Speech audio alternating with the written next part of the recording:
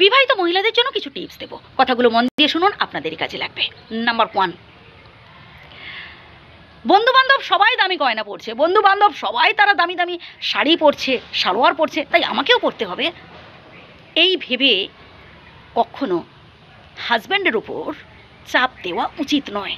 আমাকে দেখতে হবে আমার স্বামীর রোজগার কত, আমাকে দেখতে হবে যে আমার পেছনে যদি বাড়তি খরচা করে ফেলে আমার স্বামী, তাহলে পরবর্তীকালে সংসার চালাতে তার কোনো অসুবিধে হবে না তো, বাকি তাকে মাথায় হাত দিয়ে বসতে হবে না তো, বাকি আমার জন্য, আমার এই বাড়তি খরচার জন্য তাকে টেনশন করতে হবে না তো।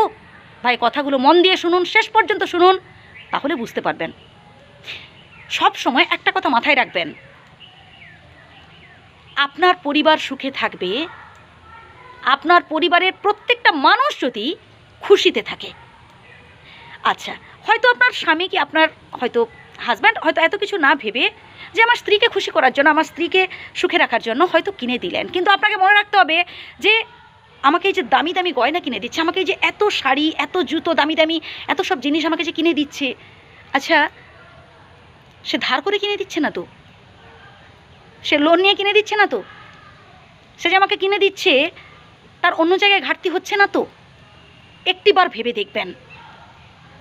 অনেক স্বামী আছেন, অনেক পুরুষ মানুষ আছেন যারা না সংসারে সবসময় চায় যে ঠিক আছে, যদি তার এই আশাগুলো একটু মেটাতে পারি, যদি তার এই চাহিদাগুলো একটু পূরণ করতে পারি, হয়তো সংসারে সুখ আসবে।